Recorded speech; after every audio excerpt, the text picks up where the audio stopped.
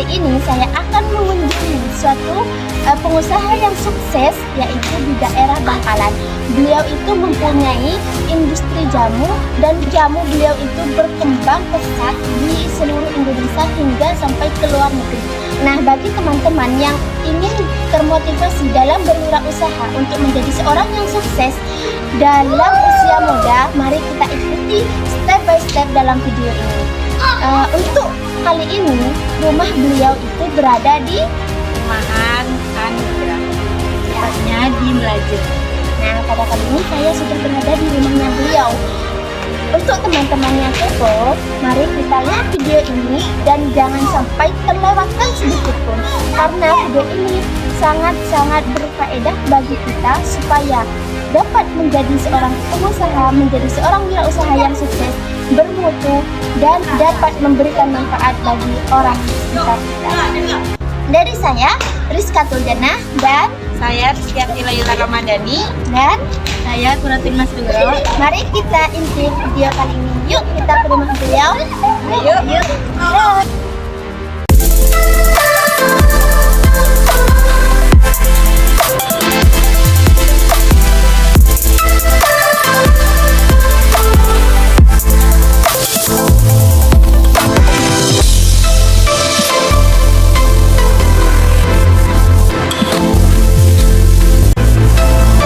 Kamera roll action.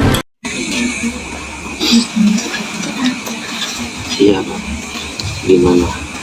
Tujuan kami di sini bertiga dari Akademi Farmasi Universitas Bangkalan ingin mewawancarai Bapak supaya dapat memotivasi bagi teman-teman yang lainnya mengenai kewirausahaan. Nah, sesuai dengan bidang kami, di sini kan kami jurusan kefarmasian, dan untuk di Bangkalan di sini kan kami tertarik mengenai industri jamu tradisional, dan di sini yang kami ketahui yang sudah viral gitu Pak mengenai jamu Joko Tole di sini. Nah, berhubung kami sudah mengetahui juga bahwa apoteker dari Joko Tole ini Ibu Balkis, dan selaku dosen kami di kampus kami mengenai usaha jamu di sini, awal mula berdirinya jamu Joko Tole dan inspirasi dari mana jamu Joko Tole ini berdiri dan hingga bisa berkembang pada sampai saat ini. Jadi dari awal berdirinya jamu itu dulu saat pertama bikin belum seperti sejenis sekarang. Iya. Jadi kita ciptakan dulu itu jamu gendong atau jamu godong. Itu zamannya buyut. Ini sekarang kan sudah generasi keempat. Ini saya ini sudah generasi keempat. Tercipta pertama itu dari itu. Dari awal jamu gendong, penamaan dari Joko Tole itu sendiri. Nama Joko Tole itu kan usahanya PT Rifkah Maryam Joko Tole. Jadi di generasi ketiga pada saat zaman kakek itu punya anak cuma satu, ibu saya. Makanya dia menamakan Rifkah Maryam Joko Tole. Rifkah itu kan dalam bahasa Latinnya kan anak perempuan. Satu-satunya itu tahu. Nah, terciptalah di situ keinginan kita untuk membuat satu produk yang mana leluhur kita sudah memiliki ramuan. Jadi perlahan seiring perkembangan zaman kita mengikuti alur yang ditentukan oleh pemerintah. Awal muasal kita bikin jamu itu dari jamu gendong, sehingga terpikir untuk menyediakan produk yang instan tinggal Sajikan. Terus ketahanan dari jamu gendong ini hanya beberapa hari saat zaman dulu. Didaftarkanlah oleh kakek dulu ramuan buyut itu pada tahun 1983.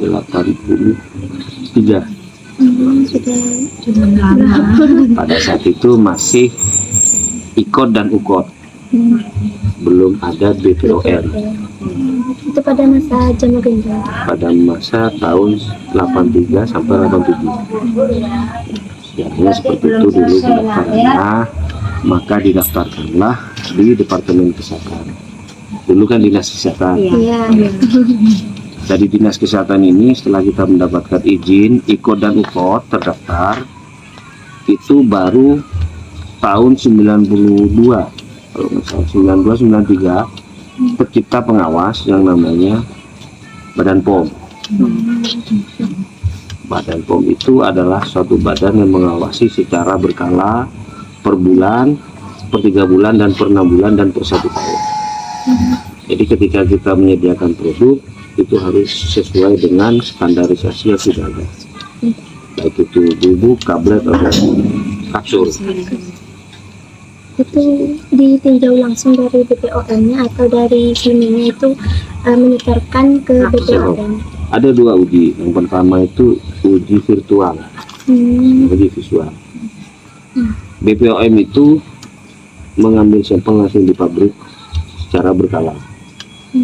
Dan Badan POM ini juga membeli produk kita yang sudah beredar di luar untuk menghindari kecurangan dan perlindungan terhadap konsumen yang mana memiliki hak perlindungan konsumen. Nah, itu ada 2 yang diambil sampelnya, yang di pabrik dan yang di pasar yang kita pasarkan. Ketika produk kita itu sudah melebihi dari standarisasinya, itu akan ada namanya audit. Jadi diceritakanlah, Ibu, produk Anda begini, Bapak, produk Anda harus seperti ini. Maka ditariklah yang tidak sesuai dengan standarisasi, digantikan dengan Seperti dari pihak BPOM itu mengetahui manajemen efek samping obat yang sudah beredar di masyarakat. ya, Seperti itu melalui uji visual yang dilakukan di BPOM. Jadi kemasan jamu yang berupa kapsul itu ketahanannya ada berapa? Misalkan dia tahan hanya 2 tahun, tidak boleh kita menentukan expired lebih dari itu. Ataupun misalkan uji virtualnya 5 tahun, dia masih bagus, tetap kita harus paruh. Karena setiap jamu yang keluar dari pabrik Jogotelo itu hanya 2 tahun untuk expirednya, menghindari toksin yang ada di dalam. Karena simplisnya itu ketika sudah tergabung semuanya sudah beda. Artinya adik-adik sudah tahu kan kalau jadi farmasi. Mungkin ada yang lain. untuk sampai saat ini, apakah pernah mengalami kejadian yang jamu yang dibuat atau diracik itu ditarik oleh BPOM, misalnya ada terjadinya efek samping atau hal-hal yang tidak diinginkan bagi konsumen yang membeli? Kalau sampai sekarang alhamdulillah ya, disyukur atas itu masih belum, masih tetap terstandarisasi. Tapi kalau untuk kontrol pabrik sama pembuatan itu tetap ada yang namanya kekurangan dan kelebihan. Semisal di masalah labeling ataupun di masalah kemasan dalam kegagalan produk lah istilahnya, itu tetap ada. Kita tetap dapat atensi, Pak, Bu, ini tolong seperti ini, saya jelas seharusnya itu Pak yang begini, dan kode expired harus di atasnya kode reduksi. Nah, itu kan ada tataran yang harus kita penuhi, yang harus kita betulkan, di mana peraturan itu sudah ditetapkan. Dan itu kewajiban bagi kita pengusaha, karena kita menyediakan produk yang mana dikonsumsi oleh konsumen. Mungkin ada lagi yang mau ditanyakan? Mengenai itu Pak, kan kalau memproduksi itu kan kita butuh bahan awalnya. Nah, bahan awal kan pastinya kalau sudah diproduksi kita membutuhkan cukup banyak ya Pak. Hingga saat ini itu untuk mendapatkan rimpang kan kita juga harus mengetahui kelola pasar yang ada di sekitar itu, bahwa rimpang itu ternyata rimpang ini yang dibutuhkan ternyata habis. Nah, itu untuk memperoleh rimpang, kemudian simplisia itu dari mana? Kalau untuk rimpang yang dipakai atau simplisia yang digunakan ini 80% dari petani di Sudah ada 16 desa yang sudah bekerja sama. Jadi kita memanfaatkan lahan-lahan yang kosong, bekerja sama dengan kepala desa yang ada di Bangka. Jadi itu ada KTP, Harus Kaya itu ada termasuk desa Upul. Oh, Unjil. Kan ada itu. Nah, dari situ itu ada Laos, Rimpang Laos dari sana. Terus Rimpang Temireng itu dari Kencer, Mampin ke Jember. Nah kan daerah tertentu itu belum tentu bisa memproduksi rimpang yang dibutuhkan. Iya. Kadar airnya ataupun dengan tanah teksturnya kan berbeda-beda. Itu yang dari cabai jamu itu setorannya banyak itu dari Tanjung Bumi ke Srek sampai ke Srek. Dari sana dataran tinggi. Iya. Seperti itu. Untuk stok kita di pabrik alhamdulillah sampai sekarang. Jadi dari desa-desa itu menyetopkan ke Bangkalan atau yang dari usaha ini yang langsung mengambil ke lokasi? Ada yang diambil, ada yang Dibuka. dikirim. Jadi kita terima di tempat ada, atau kita jemput bola. Kita arahkan transportasi yang mereka miliki terbatas, jadi kita harus ambil ke Ke tempat. Ke tempat. mungkin ada lagi monggo yang mau ditanyakan di tentang verbal. Mengenai itu Pak, apa namanya, kan dalam sebuah usaha itu kan pasti namanya jatuh bangun itu pasti ada ya Pak. Untuk Jatuh. menumbuhkan jiwa supaya dapat mengembangkan dapat apa usaha Kembali itu seperti awal. ya seperti normal kembali. Sebetulnya dalam saya itu bukan itu. Iya. Rasanya seperti itu. Iya, Ya. Pak. Dulu pada saat 98 sampai 2001 itu ada masuk jamu yang menggunakan kimia ke sawah. Itu jamu itu teridentifikasi dari salah satu kecamatan desa di Jawa Tengah. Sebetulnya kita tidak sebutkan, itu menjadi kode etik Badan POM. Sehingga minat masyarakat untuk mengkonsumsi herbal itu menurun drastis dikarenakan adanya produk itu dan sudah menjadi ikon waktu itu selama 3 tahun. Dan kita mengembalikan animo masyarakat itu dengan penjelasan, dengan kita jelaskan bahwa kalau yang jamu instan itu tidak ada yang langsung kita minum 1 jam beraksi. Iya, Itu betul. bukan jamu, obat. Kalau saya beli jamu saya 1 minggu baru bisa selesai. Itu herbal asli. Tapi ketika kita sudah merasa enak, meskipun tidak konsumsi itu tidak ada ketergantungan. Disitulah keistimewaan ramuan herbal. Kenapa Eropa itu sekarang sama Asia itu menggunakan produk herbal? Sedangkan kita sendiri sekarang terasumsi ketika sakit kepala yang dicari panadol, paramek, Langsung ke ya. kimia. Itulah mungkin nanti adik-adik atau mama yang sudah lulus dari akademi farmasi di Ganas Husada bisa memberikan inspirasi kepada masyarakat tentang bahayanya obat kimia yang dikonsumsi secara bertahun. Dan itu efeknya mungkin 1 tahun 2 tahun belum. Di tahun ke-5, ke-6, ke-7 mungkin sudah terasa. Nah, itu kerusakan itu. Iya, langsung. Itu kerusakan ini. Karena kebetulan Bu Balkis sering mengajak saya pelatihan. Jadi kita paham. Disitulah gunanya satu Jadi rimpang itu sebetulnya meskipun tidak kita konsumsi, kalau kita sudah merasa aliran darah sudah lancar, itu sangat kita sadari. Tidak ada ketergantungan. Jadi mungkin dengan adanya ini bisa nanti dijelaskan lah masyarakat atau paling tidak orang-orang terdekat dengan adik-adik yang akan lulus ini bahaya mengkonsumsi obat kimia. Bukan kita karena pengusaha jamu itu membuat propaganda seperti ini, enggak, karena selera masyarakat beda-beda. Iya, Pak. Ada yang butuh instan, ada yang senang secara alami. Jadi kita perlu jelaskan juga efek konsumsi obat yang secara menaun itu seperti ini. Kerusakan ginjal, pembekuan di salah satu saluran organ tubuh kita. Nah, itu perlu dijaga. Karena menjaga kesehatan itu merupakan itu rasa syukur tersendiri.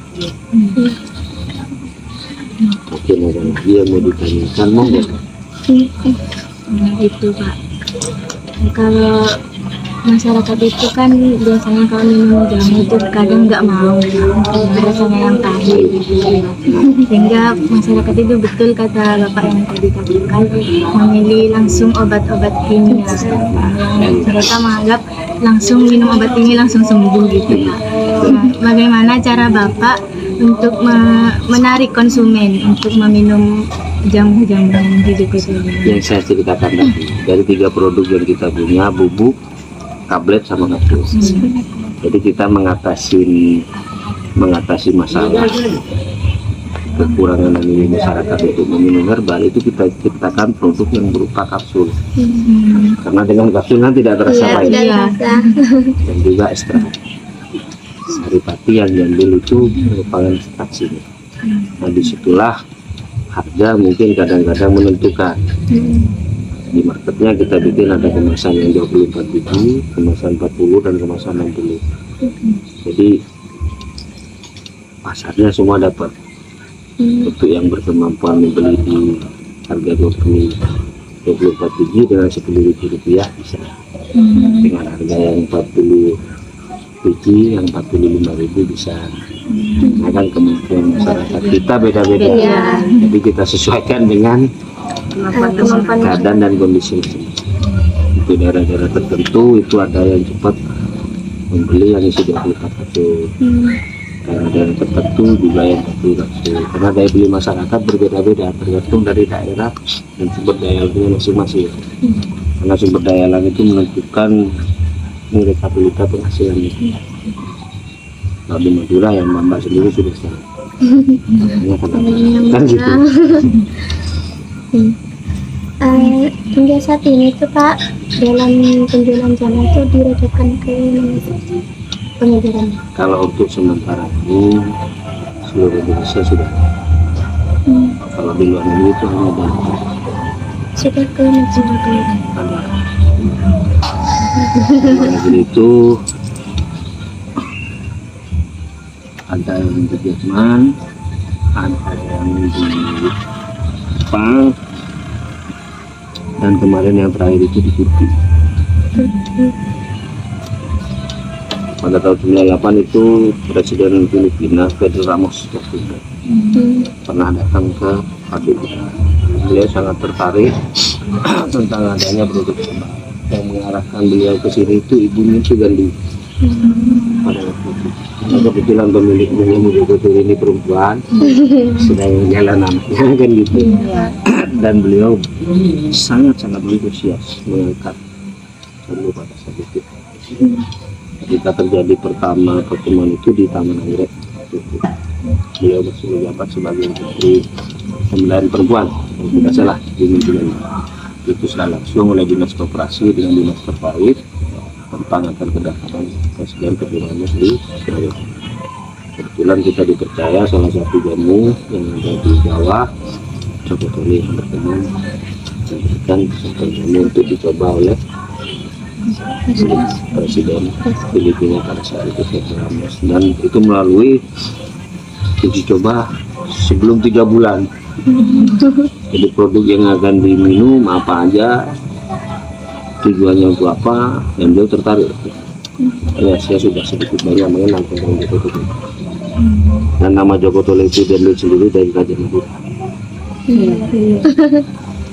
Jadi kebetulan kita punya sejarah itu, saya mungkin ada yang sudah tahu. Nama depan dari produk atau perusahaan yang Jogotoli itu kenapa dinamakan Lika? Lika itu bahasa Sanskerta, saya cerita sama perempuan. Karena kakek memiliki anak satu ibu saya. Pada saat zaman dulu kan masih jamu sedua. Ketika mau didaftarkan kakek memberikan nama Rika. Rika itu anak perempuan, Maria itu nama ibu saya. Dan di itu dengan Jogotoli itu adalah.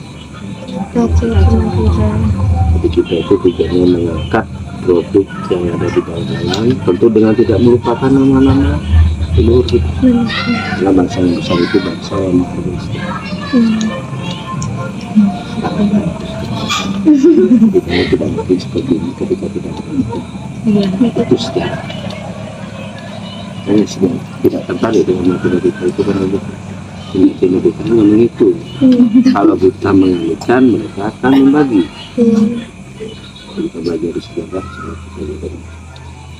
paling tidak bukan dimanfaatkan.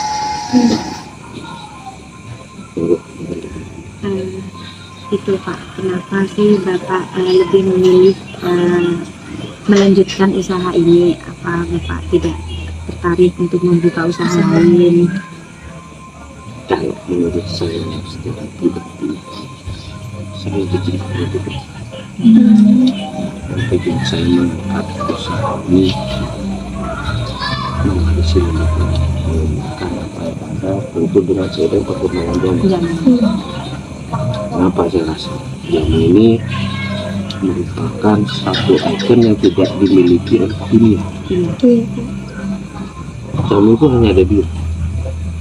Jadi kalau mereka bilang jamu ini, jamu itu hanya ada dua, jamu Jawa dan jamu Madura. Tidak ada lagi. Di Indonesia apapun yang terjadi, maaf sebelumnya, jamu hanya ada yang memiliki nama itu jamu Jawa dan jamu Madura. Jadi item ini tidak ada di dunia. Kita yang punya. Kenapa kita sebagai orang Madura tidak mau mengembangkan apa yang ada di kita sendiri? Walaupun dengan segala keterbatasan yang kita tahu kan gitu, tapi tidak ada harapan untuk fokus ke Nusantara. Sehingga terciptalah sekarang jamu Jawa sebentar lagi sudah akan memiliki CPDB. Dan kebetulan yang memimpin kita adalah dosen ini, Balkis Basarahil. Itu yang mendidik awali dari awal. Harus begini, walaupun dengan keadaan keterpaksaan apapun tetap kita tempuh. Itu merupakan satu kewajiban sebagai pengusaha. Dan Bu Balkis sangat menekankan disiplin yang utama. Boleh nanti dalam bagaimana disiplin untuk bisnis. Dan itu manfaatnya sangat besar.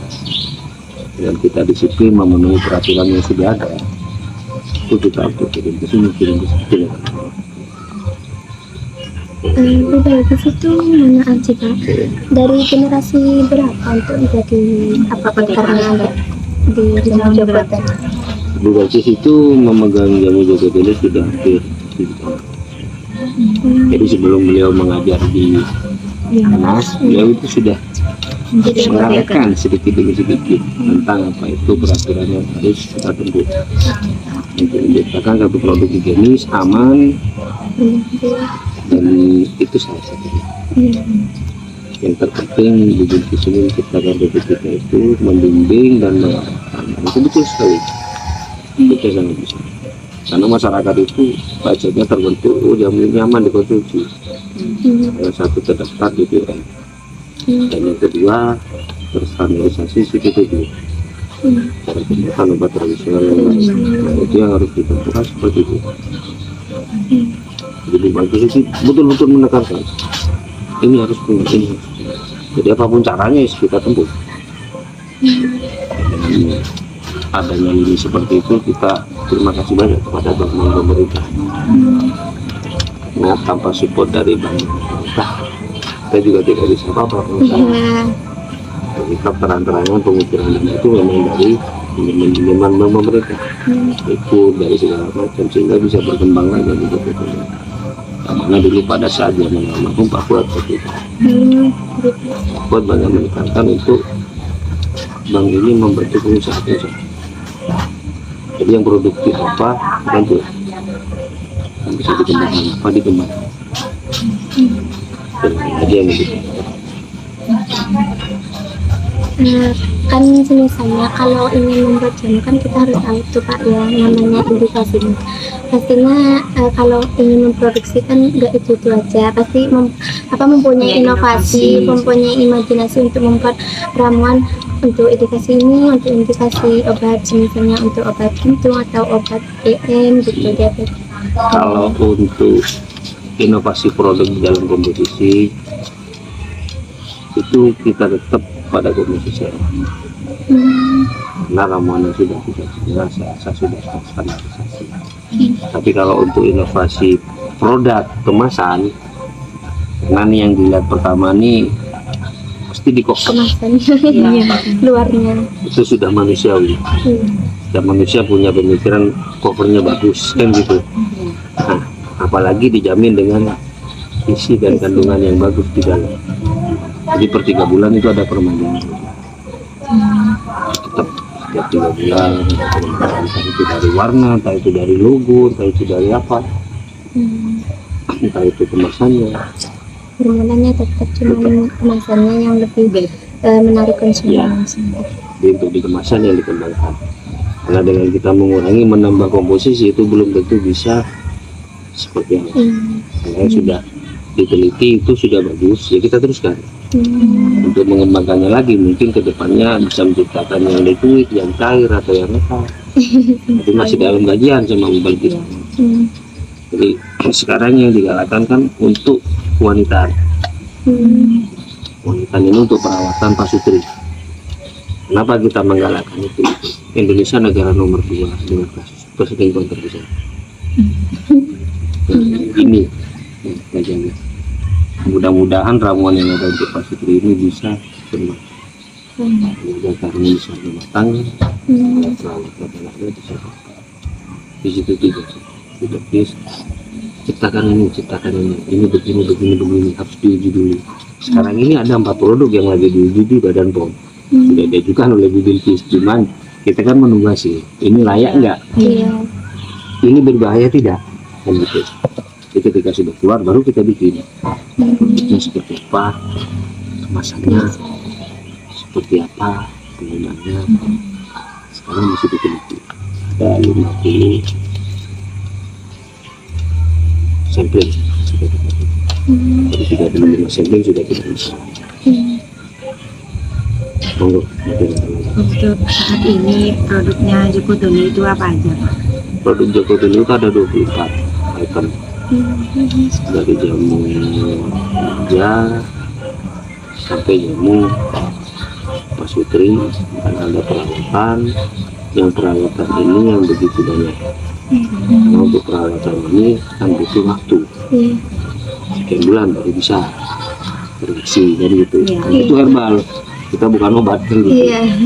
Kalau yang untuk jamu yang sudah siap terpakai itu ada 3 produk unggulan itu. Sehat lelaki untuk pria, sari rapet dan produk seperti Madura itu untuk itu juga.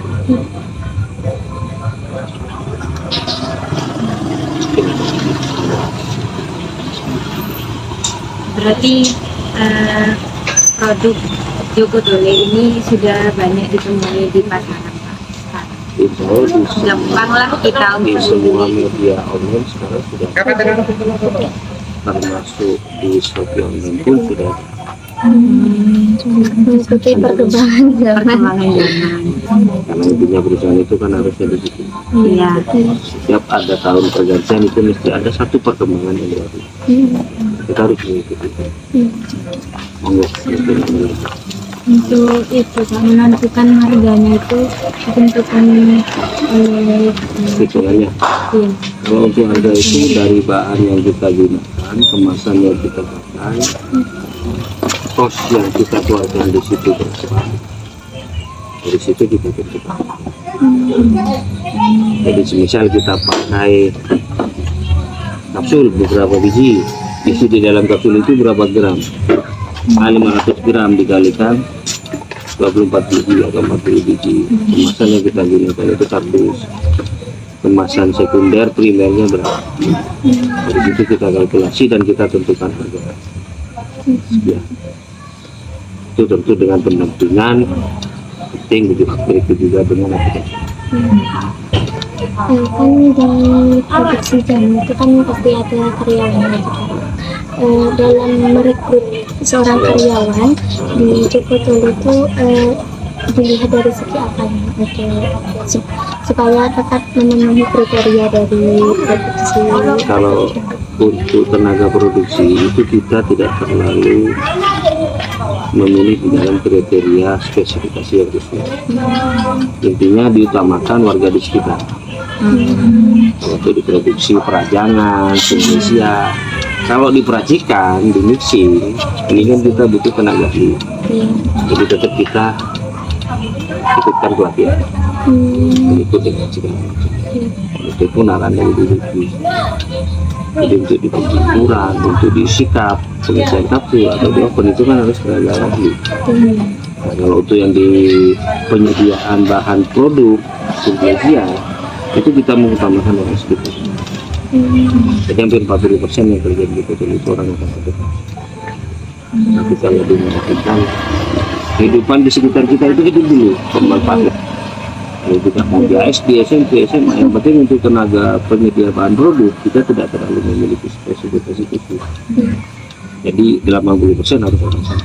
Dan itu sudah disesuaikan dari sejak zaman dulu. Kalau untuk tenaga ahli bolehlah kita ada punya tenaga ahli, misalkan seperti ahli campur bahan atau ahli penelitian kita ambil dari luar, termasuk apoteker karena kita tidak punya. Di sini kan belum ada, baru tahun kemarin kan ada yang lulus tuh, APT dari anak, APT dari ini kan gitu. Jadi kita untuk tenaga ahlinya kita memang ambil. Untuk tenaga marketing kebetulan. Marketing enak ngomongnya. Tinggal cocok. Ada kita yang lain. Mungkin sebagai penutup Pak, tips untuk menjadi seorang pengusaha yang sukses di era generasi saat ini supaya memotivasi para remaja milenial supaya tidak sebuah usaha itu tidak hanya bisa dimulai dari kecil, tidak hanya instan tapi harus bisa dimulai dari yang kecil supaya untuk menjadi seorang besar. Kunci yang utama itu sabar. Karena setiap proses itu butuh kesabaran.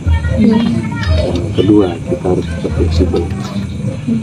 Fleksibel di situ era setiap tahunnya berubah. Terutama kemarin dengan COVID yang paling parah. Jadi kalau kita tidak fleksibel, tidak bisa adaptasi dengan kondisi, perusahaan itu tidak akan berjalan. Kita harus fleksibel dengan COVID.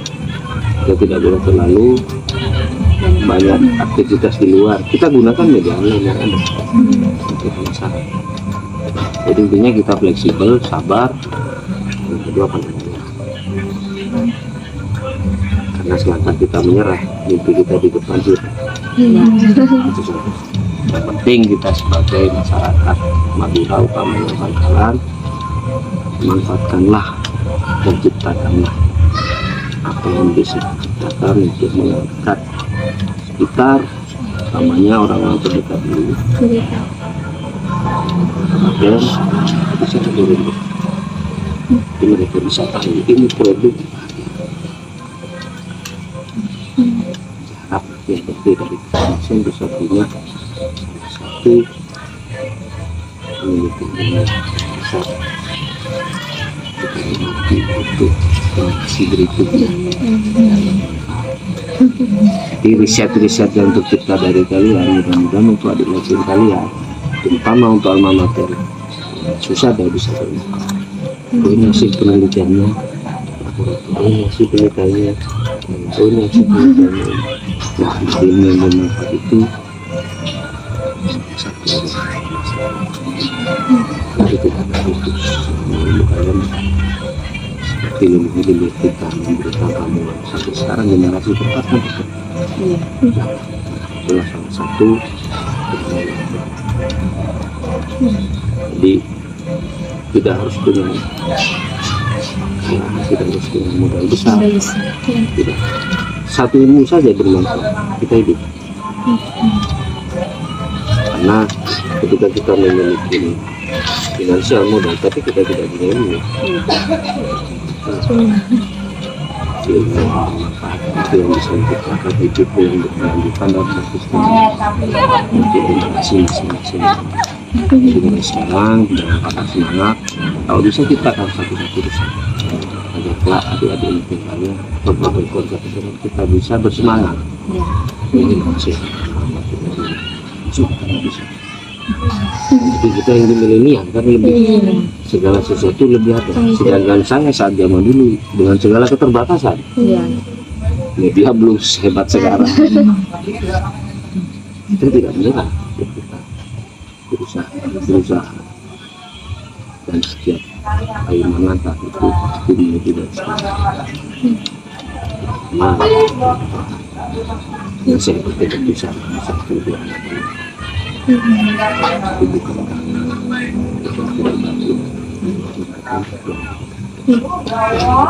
itu biasa dibantu.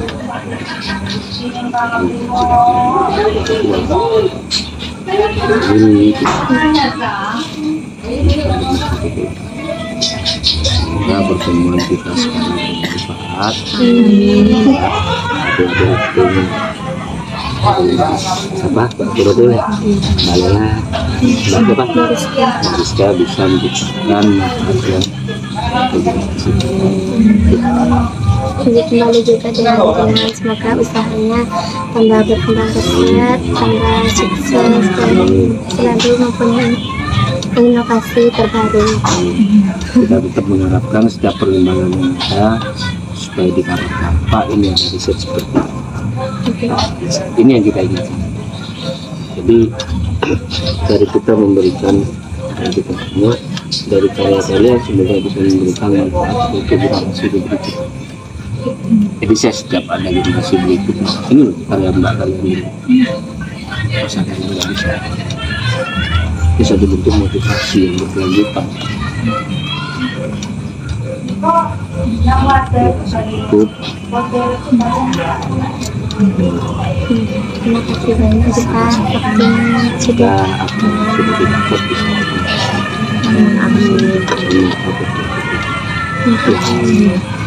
Ini nggak ada apa-apa loh kalau kita dibagi-bagi. Iya Pak. mohon maaf Pak mengganggu waktunya. Tidak ada yang mengganggu. Tadi belum perkenalan. Oh iya, Jangan lupa saya dengan siapa?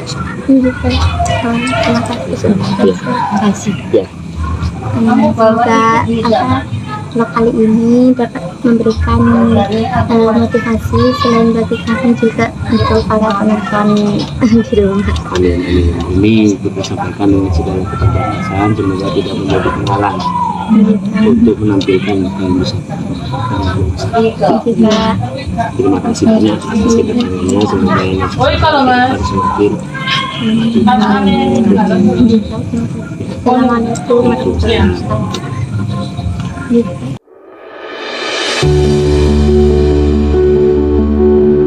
Jangan lupa like, comment, share, and subscribe.